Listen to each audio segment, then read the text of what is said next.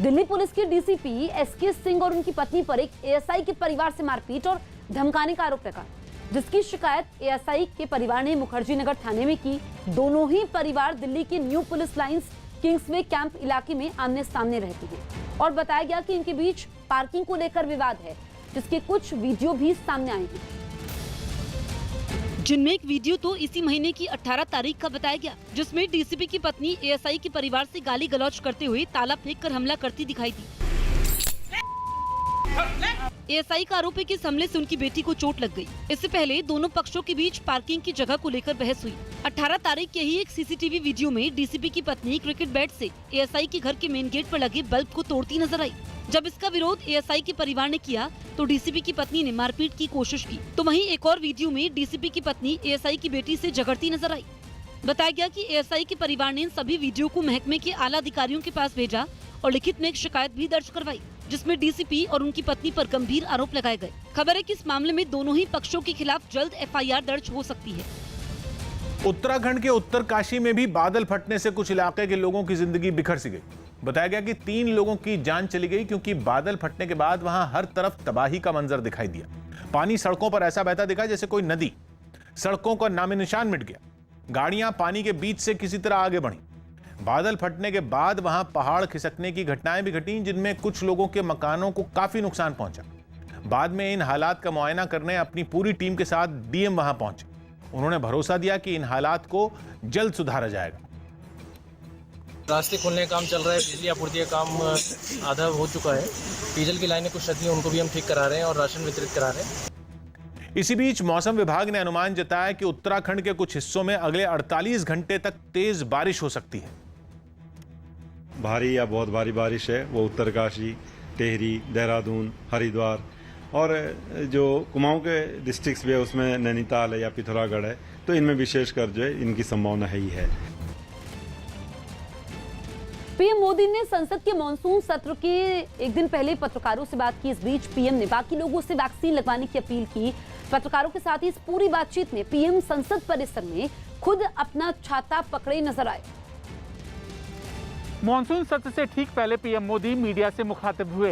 इस दौरान उन्होंने कोरोना के खिलाफ बाहुबली बनने का मंत्र दिया। पीएम मोदी का कहना था कि कोरोना के खिलाफ लड़ाई में वैक्सीन का इस्तेमाल करने से ही बाहुबली बनाया जा सकता है और उसको हराया जा सकता है। ऐसे कुदरत की नियति ही समझा जा सकता है कि मानसून सत्र की जब शुरुआत हुई तो गर्मी से तप रही देश की राजधानी दिल्ली में जोरदार बारिश हुई। इसी बारिश के बीच मानसून सत्र की शुरुआत से ठीक पहले पीएम मोदी ने छतरी की छाया में मीडिया से मुलाकात की और सभी को कोरोना काल में बाहुबली बनने का मंत्र दिया। साथ ही पीएम मोदी ने सभी से एक बार फिर कोरोना प्रोटोकॉल पालन करने की अपील की। इसके अलावा पीएम मोदी ने यह भी कह दिया कि देश के 40 करोड़ लोग अब वैक्सीन लगवाकर बाहुबली बन चुके हैं। सब मित्रों से प्रार्थना भी है, सदन में भी सभी साथियों से प्रार्थना है कि हम सब कोरोना प्रोटोकॉल का पालन करने में सहयोग दें। कोरोना के खिलाफ लड़ने के लिए बाहुबली बनने का एक ही उपाय है कि आपके बाहु पर वैक्सीन लगवा दीजिए। अब तक 40 करोड़ से ज्यादा लोग कोरोना के खिलाफ लड़ाई में बाहुबली बन चुके हैं। कोविड के इस दौर में उसके कहर से बचने के लिए अब तक कोविड एप्रोप्रिएट बिहेवियर यानी कोरोना वायरस प्रोटोकॉल ही सबसे कारगर हथियार माना गया है और यही वजह है कि पीएम मोदी लोगों से अपील करते हैं कि मास्क पहने, सोशल डिस्टेंसिंग का पालन करें और वैक्सीन लगवाएं। अब अपनी इस मुहिम में पीएम मोदी विपक्ष को भी अपने साथ शामिल करना चाहते हैं और उनके सुझाव को लेकर आगे बढ़ना चाहते हैं।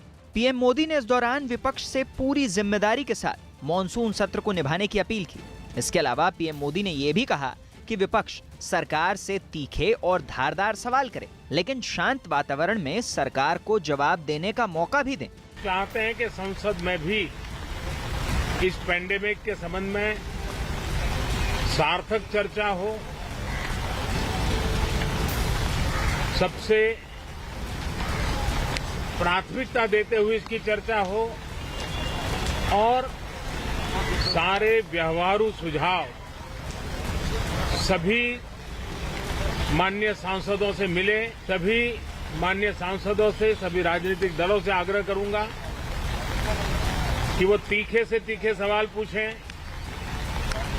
धारदार सवाल पूछें, लेकिन शांत वातावरण में सरकार को जवाब का मौका भी दें, ताकि जनता जनार्दन के पास सत्य पहुंचाने से लोकतंत्र को भी ताकत मिलती है, जनता का भी विश्वास बढ़ता है और देश की गति भी तेज होती है, प्रगति की। देश में अब भी रोजाना कोरोना के मामले 40,000 के आसपास आ रहे हैं, जो कि इस बात की ओर इशारा करता है कि दूसरी लहर का खतरा अभी टला नहीं है, जबकि तीसरी लहर को लेकर डेल्टा वेरिएंट के नए स्वरूप को लेकर अलग अलग दावे किए जा रहे हैं। यही वजह है कि पीएम मोदी एहतियात बरतने की बात कर रहे हैं, क्योंकि सावधानी ही वो मंत्र है जिसके जरिए न केवल इस बड़ी मुसीबत को टाला जा सकता है, बल्कि कोरोना के खतरे का मुकाबला भी किया जा सकता है।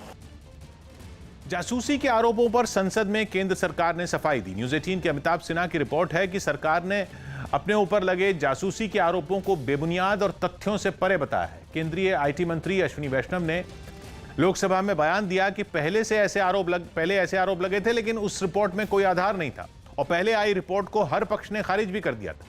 बयान में यह भी कहा गया कि जिन लोगों के नाम लिए गए उनके पीछे कोई आधार नहीं है। सरकार ने इस रिपोर्ट को भारतीय लोकतंत्र को बदनाम करने की साजिश बताया। भारत में काम कर रहे एक डिजिटल प्लेटफॉर्म ने भारत के कई पत्रकारों और विपक्ष के नेताओं की जासूसी कराए जाने का आरोप लगाया था और दावा किया था कि यह काम 2019 के लोकसभा चुनाव में इजरायली जासूसी सॉफ्टवेयर पेगासस के जरिए किया गया था। Those reports had no factual basis and were categorically denied by all parties, including in the Supreme Court. The press reports of 18 July 2021 also appear to be an attempt to malign the Indian democracy and its well-established institutions. Bakrid की खरीदारी में corona के नियम टूट गए। दिलीप कुमार और मिल्खा सिंह को राज्यसभा में श्रद्धांजलि दी गई। इन दोनों महान हस्तियों का कुछ दिन पहले ही निधन हुआ था। Shanti Pahadia, Shri Dilip Kumar, Shri Milkha Singh. I request the members to raise in their place and observe silence as a mark of respect in the memory of the departed. मेजबान इंग्लैंड ने पाकिस्तान को दूसरे टी20 मैच में 45 रन से हरा दिया। इसी के साथ 3 मैचों की सीरीज में दोनों टीमें 1-1 की बराबरी पर पहुंच गईं। इस मुकाबले में इंग्लैंड ने पहले खेलते हुए 201 रन का लक्ष्य दिया, जिसके जवाब में पाकिस्तान की टीम 20 ओवरों में 9 विकेट पर सिर्फ 155 रन ही बना सकी। पेट दर्द की शिकायत के बाद आरजेडी नेता तेज प्रताप यादव की पटना में मेडिकल जांच की गई। इसके बाद डॉक्टर ने उन्हें कुछ दिन आराम करने की सलाह दी। कर्नाटक के राज्यपाल थावरचंद गहलोत ने दिल्ली में प्रधानमंत्री मोदी से मुलाकात की। बीजेपी अध्यक्ष जेपी नड्डा ने दिल्ली में केंद्रीय मंत्री पीयूष गोयल से मुलाकात की और उन्हें राज्यसभा में नेता सदन बनाए जाने की बधाई दी। दिल्ली की कई जगहों से सड़कों के धंसने की घटनाएं सामने आई। द्वारका में दिल्ली पुलिस के एक जवान की गाड़ी अचानक सड़क में समा गई और सड़क में इतना गहरा गड्ढा हो गया कि पूरी कार ही सड़क के नीचे पहुंच गई। जहां गड्ढा हुआ उसके आसपास के एक बड़े हिस्से पर लोगों की चहलकदमी तक रोक दी गई। एक बड़ी मशीन से कार को ऊपर खींचा गया, लेकिन मशीन को भी काफी दूर ही खड़ा किया गया। सड़क के नीचे पहुंची कार को देखने के लिए ही लोगों की भीड़ जमा हो गई। कुछ ऐसी ही घटना आईटीओ पर भी हुई, जहां एक बस का अगला पहिया सड़क में धंस गया। मुंबई से दिल्ली के बीच चलने वाली राजधानी एक्सप्रेस को हाईटेक डिब्बों से लैस कर दिया गया। इसके लिए तेजस ट्रेन के डिब्बों में जरूरी बदलाव किए गए और फिर उन्हें राजधानी एक्सप्रेस के पुराने डिब्बों से बदल दिया गया। तेजस की बैठने वाली सीटों की जगह इन नए डिब्बों में यात्रियों के सोने लायक सीटें लगाई गईं। इसके अलावा कुछ और जरूरी बदलाव भी किए गए। दावा किया गया कि ये नए कोच पहले के मुकाबले ज्यादा सुरक्षित, बेहतर और आरामदेह भी हैं। राजधानी एक्सप्रेस को रेलवे ने अपग्रेड कर दिया है और तेजस जैसे कोच इस ट्रेन में लगा दिए हैं। मुंबई से दिल्ली के बीच चलने वाली राजधानी एक्सप्रेस में ऐसे 20 कोच लगाए गए। इन डिब्बों में सीसीटीवी कैमरों के अलावा एक स्मार्ट स्क्रीन भी लगाई गई है, जिससे यात्रियों को आने वाले स्टेशन समेत कई दूसरी जानकारियां मिलती रहेंगी। यही नहीं, इसके टॉयलेट भी पुराने डिब्बों से बेहतर दिखाई दिए। यात्रियों की सुरक्षा के लिए इसमें टॉकबैक सिस्टम और आधुनिक दरवाजे लगाए गए हैं। तो ऑटोमेटिक डोर्स लगे हुए हैं, जैसे कि आप उसको ओपन क्लोज जब गार्ड करेगा तभी हो, जिससे कि सेफ्टी पैसेंजर्स की काफी ज्यादा इंक्रीज होगी। राजधानी एक्सप्रेस के बाद अब लंबी दूरी की कई दूसरी ट्रेनों में भी ऐसे ही हाईटेक कोच लगाने की तैयारी है। दिल्ली के पास हरियाणा के गुरुग्राम में पानी आफत बनकर बरसा। वहां बारिश के बाद ज्यादातर इलाकों में कमर तक पानी भर गया और ऐसे हालात हो गए कि गुरुग्राम समंदर जैसा लगने लगा। सेक्टर 10 में तो सड़कों पर पानी की बहती धार समंदर की लहरों से कम नहीं लगी। वहां से जो तस्वीरें आई उन्हें देखकर एक बार तो ऐसा लगा कि पूरा शहर ही डूब गया है। क्या सड़क, क्या घर और क्या अंडरपास, जिधर नजर गई पानी ही पानी दिखा। कहीं घुटनों तक पानी तो कहीं कमर तक, कहीं गाड़ियां पानी में डूबी तो कहीं लोग पानी में फंसी अपनी स्कूटी को बचाने की जद्दोजहद में जुटे नजर आए।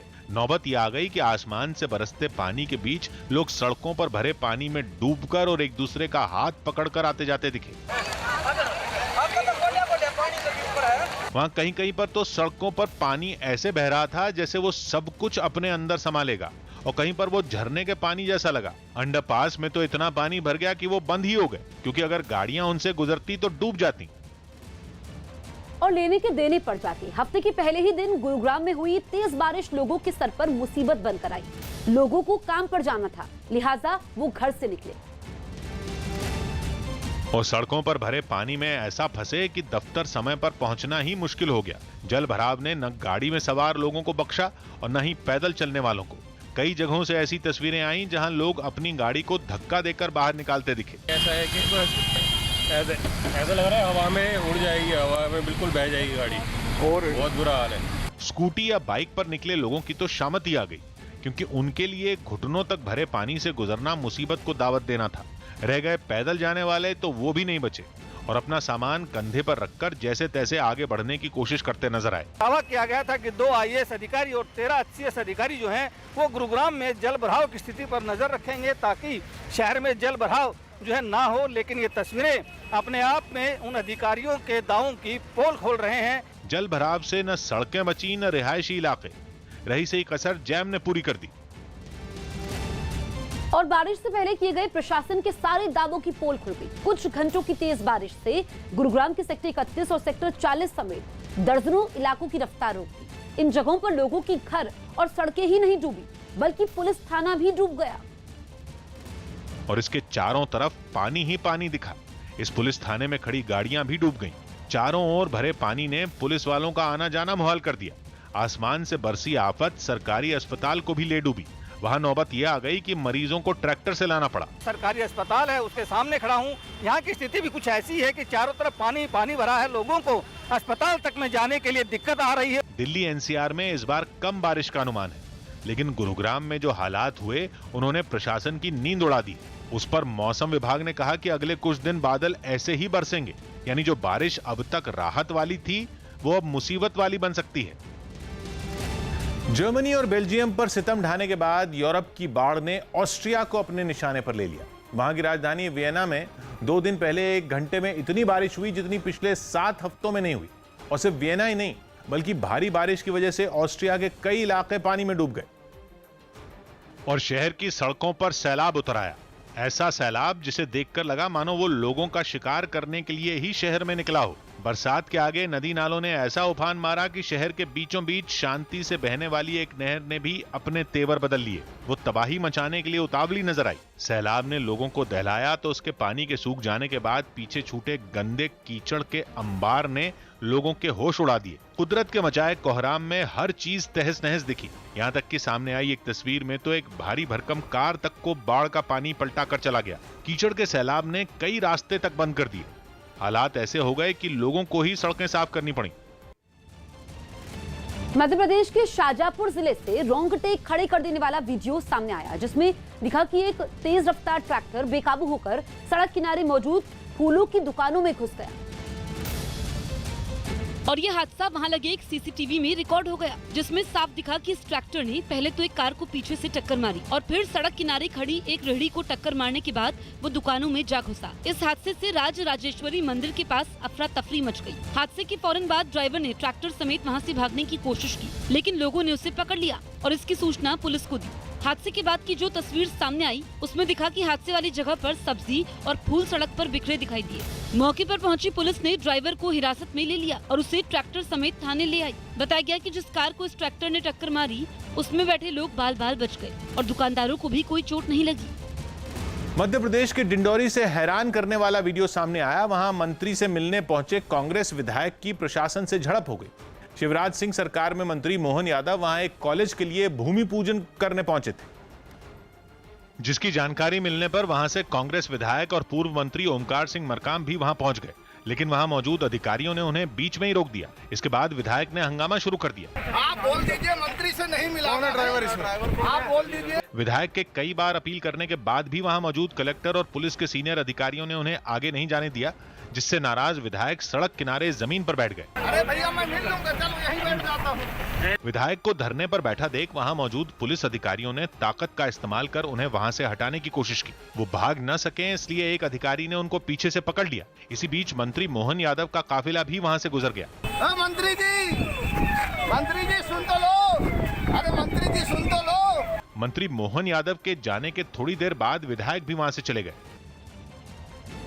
यूपी के बिजनौर से चौंकाने वाली तस्वीर सामने आई। वहां हथियार से लैस एक बदमाश ने एक निजी फाइनेंस कंपनी में लूट की कोशिश की, लेकिन वो कामयाब नहीं हो पाया। बताया गया कि बदमाश को पकड़ने की कोशिश में एक दुकानदार की जान चली गई, जिसका एक सीसीटीवी वीडियो भी सामने आया, जिसमें दिखा कि मुंह पर मास्क लगाए बदमाश ने फाइनेंस कंपनी के कर्मचारियों पर पिस्तौल तान दी। ये देख कंपनी के दोनों कर्मचारी डर गए और वो अपनी कुर्सी छोड़कर खड़े हो गए। कुछ देर तक इस बदमाश ने कंपनी के दूसरे कर्मचारियों को भी डराने की कोशिश की, लेकिन खुद को नाकाम होता देख वो वहां से भाग निकला। मगर कंपनी के बाहर पॉपकॉर्न की रेहड़ी चलाने वाले दुकानदार ने बदमाश को पकड़ने की कोशिश की तो उसने हवाई फायरिंग कर दी। बताया गया कि जिससे उस दुकानदार की हार्ट अटैक से मौत हो गई। पुलिस ने बताया कि बदमाश ग्राहक बनकर फाइनेंस कंपनी में पहुंचा था। लगभग 5 बजे के आसपास एक लड़का आया है जो कि गोल्ड लोन लेने की बात किया है कि उसके पास कुछ सोना है और लोन लेना चाहता है। पुलिस ने शव को कब्जे में लेकर पोस्टमार्टम के लिए भिजवाया और फाइनेंस कंपनी के कर्मचारियों से घटना की पूरी जानकारी हासिल की। साथ ही सीसीटीवी को कब्जे में लेकर बदमाश की तलाश शुरू कर दी। राजस्थान के सवाई माधोपुर से एक डरा देने वाली तस्वीर सामने आई, जहां एक उफनते नाले को पार करने की कोशिश में 2 लोग बह गए। राजस्थान में लगातार हो रही बारिश से वहां के कई नदी नाले उफान पर आ गए और उनका पानी तेजी से सड़कों पर बहने लगा। ऐसी ही एक सड़क को जब 2 लोगों ने पार करने की कोशिश की तो लहरें उन्हें अपने साथ बहा ले गईं। जो तस्वीर सामने आई उसमें वो दोनों नाले के तेज बहाव में फंसे दिखाई दिए और फिर थोड़ी ही देर में सैलाब का पानी उन्हें अपने साथ बहाकर काफी दूर ले गया। इस दौरान वहां चीख पुकार मच गई। दोनों की एक गलती ने उन्हें मुसीबत में डाल दिया। बताया गया कि वो बहकर बहुत दूर चले गए थे, हालांकि बाद में उन्हें किसी तरह बचा लिया गया। इसका पुल का ऐसा किया जाए तो पुल का फैसिलिटी मिल सके यहाँ के लोगों को। शहर में हुई कुछ घंटे की बारिश ने वहां की तस्वीर पूरी तरह से बदल कर रख दी। सड़कों पर इतना पानी भर गया कि वो तालाब में तब्दील हो गई। कई गाड़ियां हाईवे पर खराब हो गईं, तो वहीं कुछ गाड़ियां किसी तरह अपनी मंजिल की तरफ बढ़ने की जद्दोजहद करती दिखीं। वहां इतने बादल बरसे कि पूरा शहर पानी पानी हो गया। बाजार, दुकानें, मकान सब पानी में डूब गए। चौक चौराहों पर भी घुटनों तक पानी भर गया। जोधपुर में चोरी के आरोप में पिटाई कर दी गई। जोधपुर में कुछ लोगों ने मोबाइल चोरी के एक आरोपी की पिटाई कर दी। यूपी के कासगंज में हुए एक सड़क हादसे में दूल्हे समेत 4 लोगों की मौत हो गई। बताया गया कि बारात के लौटते वक्त दूल्हे की कार एक पेड़ से टकरा गई थी। इस हादसे पर सीएम योगी आदित्यनाथ ने दुख जताया और मरने वाले लोगों के परिवारों को 2-2 लाख रुपए का मुआवजा देने का ऐलान किया। माननीय मुख्यमंत्री जी ने इस घटना पर अत्यंत ही दुख व्यक्त किया है। जयपुर की एक महिला ने आरोप लगाया कि एक आदमी ने धर्म परिवर्तन करवाकर उससे शादी की, लेकिन फिर बच्चा पैदा होने के बाद वो परिवार को छोड़कर भाग गया। संपूर्ण जांच की जाएगी, पूरा असलियत निकाली जाएगी और सही अनुसंधान होगा। मौसम विभाग ने उत्तराखंड में भी अगले 48 घंटों में तेज बारिश का अलर्ट जारी किया। इसे देखते हुए सभी विभागों को सतर्क रहने के निर्देश दिए गए। अभी जो अगले 24 घंटे वो भी ऐसे ही रहने वाले हैं, उसके बाद हालांकि थोड़ी कमी आएगी। आगरा में हुई बारिश के बाद बड़ी संख्या में लोग ताजमहल देखने पहुंचे। हालांकि इस दौरान वहां कई लोगों पर कोरोना नियमों की अनदेखी करने का भी आरोप लगा। रूस के याकुत्स्क से डरा देने वाली तस्वीरें सामने आई, जहां जंगलों में लगी आग इतनी फैल गई कि उसके धुएं ने आसपास के सभी इलाकों को बुरी तरह अपनी चपेट में ले लिया। जो ड्रोन से लिए गए वीडियो में भी साफ नजर आया। कई एकड़ में फैली आग की भयंकर लपटों में जंगल का एक हिस्सा पूरी तरह बर्बाद हो गया। लेकिन मुसीबत सिर्फ आग नहीं, बल्कि इससे उठने वाले धुएं ने भी बढ़ा दी, क्योंकि इसी वजह से उड़ानों पर भी रोक लगानी पड़ी। हालांकि दमकल कर्मी आग बुझाने में जुटे हैं, लेकिन ये इतनी खौफनाक है कि फैलती ही जा रही है। लिहाजा इसे काबू करने के लिए अब विमानों का भी इस्तेमाल किया जा रहा है। मुंबई में भारी बारिश की वजह से अंडरग्राउंड पार्किंग में पानी भर गया, जिसमें महंगी कारें, बाइकें और ऑटो रिक्शा समेत करीब 400 गाड़ियां डूब गई। कांदीवली में ठाकुर कॉम्प्लेक्स में इस अंडरग्राउंड पार्किंग को बीएमसी ने बनवाया था, लेकिन पानी निकलने का सही इंतजाम नहीं होने की वजह से पार्किंग में पानी जमा हो गया।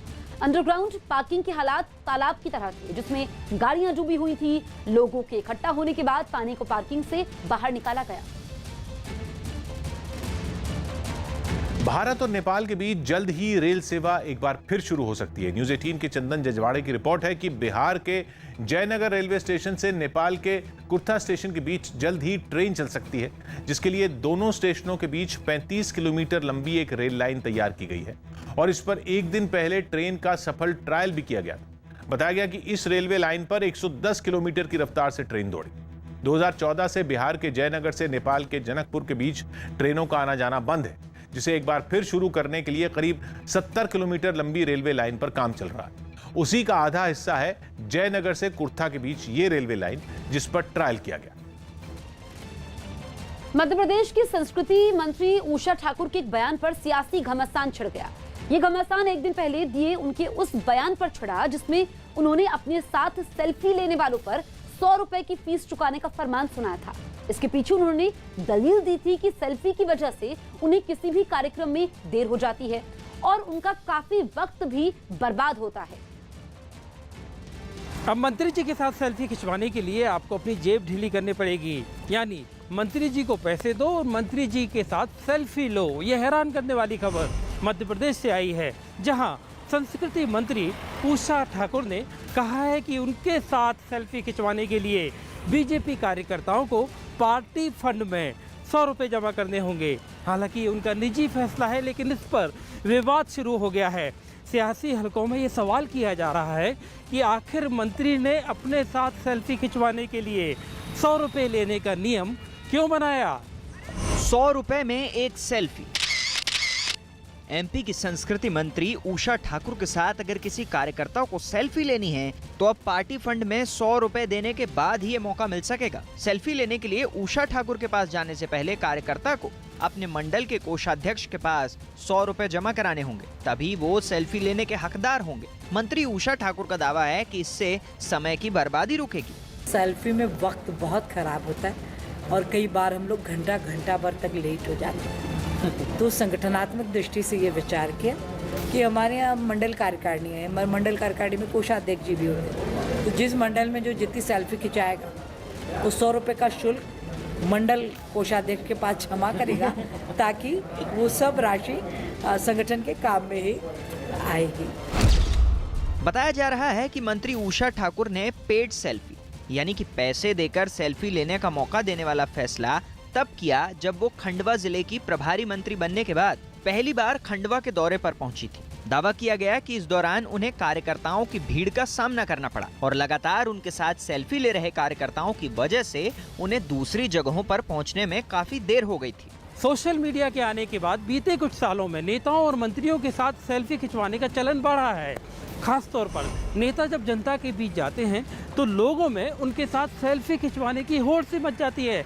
कई बार तो पुलिस के लिए कानून व्यवस्था संभालना तक मुश्किल हो जाता है। नेताओं के साथ सेल्फी खिंचवाने का ये क्रेज़ इसलिए भी बढ़ा है क्योंकि लोग नेताओं के साथ फ़ोटो खिंचवाते हैं, फिर उसे सोशल मीडिया पर शेयर करते हैं और ये दिखाने की कोशिश करते हैं कि अमुक नेता के साथ उनकी कितनी नज़दीकियाँ हैं। शायद इसलिए मध्य प्रदेश की मंत्री उषा ठाकुर ने उनके साथ सेल्फी खिंचवाने के लिए फीस तय कर दी है, ताकि उनके साथ फ़ोटो खिंचवाने वालों की भीड़ कम हो और उनको थोड़ी सी जनता के बीच जाने में सुविधा हो। माना जा रहा है कि सेल्फी लेने वालों की भीड़ से परेशान मंत्री उषा ठाकुर ने इससे बचने के लिए ऐसा तरीका खोज निकाला है जिससे भीड़ की समस्या तो सुलझेगी ही और उस पर संगठन को फायदा भी हो जाएगा। लेकिन राजनीति में ऐसे फैसले विरोधियों की नजर से बच नहीं सकते। एमपी के मंत्री के इस फैसले पर विपक्षी दलों का कहना है कि ये सेल्फी के नाम पर वसूली है। तो ये दुर्भाग्य की बात है। कार्यकर्ता हैं, वो सेल्फी लेते हैं, मिनिस्टर के साथ फोटो खिंचाते हैं, तो अब मिनिस्टर के साथ कार्यकर्ताओं का कोई फोटो नहीं होगा। इसका मतलब है जो 100 रुपये नहीं दे सकता वो फोटो नहीं खिंचा सकेगा। एक सेल्फी के 100 रुपए और एक सेल्फी के 500 रुपए ले लो।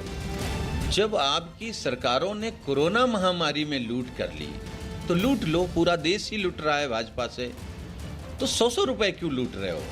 मध्य प्रदेश की शिवराज सरकार में पर्यटन, संस्कृति और आध्यात्म विभाग संभाल रही मंत्री उषा ठाकुर का ये पहला बयान नहीं है जिसने लोगों को हैरान किया है।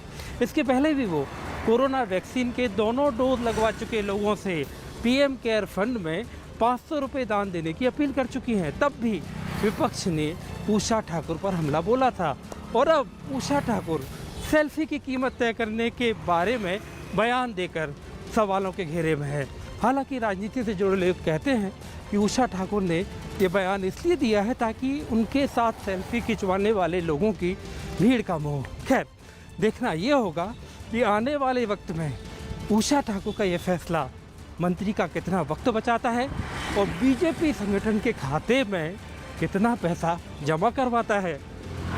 जम्मू कश्मीर के अनंतनाग से हैरान करने वाली कुछ तस्वीरें सामने आई। वहां आसमान में फटे बादल ने जमीन पर ऐसी तबाही मचाई कि कुछ इलाकों में अचानक बाढ़ आ गई। पानी बरसने से आलम यह हो गया कि उन इलाकों में रह रहे लोगों की भूख प्यास तक मिट गई, क्योंकि सिर्फ सड़कों पर ही नहीं उनके घरों में भी पानी भर गया। घर और बाहर हर जगह हालात एक जैसे ही दिखाई दिए। हर तरफ कुछ दिखा तो वो था केवल पानी। पानी भी इतना कि कमर तक लोग डूब गए। सड़कें दिखना बंद हो गईं। वहां से जो तस्वीरें सामने आई उनमें रिहायशी इलाकों में पानी ऐसे बहता दिखा मानो वहां से कोई नदी गुजर रही हो।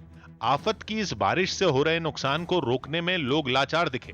तंग कर दिया है, पानी की निकास नहीं हो रही है। ऐसे हालात में सैलाब को रोकने की हर तरकीब फेल हो गई। लोगों के पास अपनी बर्बादी को देखते रहने के सिवा कोई दूसरा चारा नहीं बचा। झारखंड के गोड्डा से हैरान करने वाली तस्वीर सामने आई। वहां रिहायशी इलाके में घुसे एक लंगूर को पकड़ने में वन विभाग को कड़ी मशक्कत करनी पड़ी। बताया गया कि लंगूर पागल हो चुका था और वो करीब दर्जन भर लोगों को घायल भी कर चुका था, जिसे पकड़ने के लिए वन विभाग की टीम ने ट्रैंक्विलाइजर गन से उस लंगूर को बेहोश किया। तब जाकर इलाके के लोगों ने राहत की सांस ली। लंगूर के बेहोश होते ही वन विभाग के लोग उसे बांधकर बाहर लाए और फिर पिंजरे में कैद कर अपने साथ ले गए। इससे पहले लोगों के लिए सिरदर्द बने इस लंगूर को पकड़ने के लिए वन विभाग की टीम ने सर्च ऑपरेशन चलाया। इस कार्रवाई को देखने के लिए इलाके के लोग भी वहां जुट गए, जिनमें कुछ लोगों ने तो वन विभाग की इस कार्रवाई पर ही सवाल उठा दिए। अभी यहाँ जो पागल बंदर था अभी तक नहीं पकड़ाया है। अभी यहाँ 2-3 पागल बंदर है। बताया गया कि इलाके में बीते एक हफ्ते से लंगूर ने उत्पात मचा रखा था, जिसे पकड़ने में वन विभाग को 8 से 9 घंटे का वक्त लगा। मैं हूं किशोर अजवाणी। आज की ताजा खबर जारी है।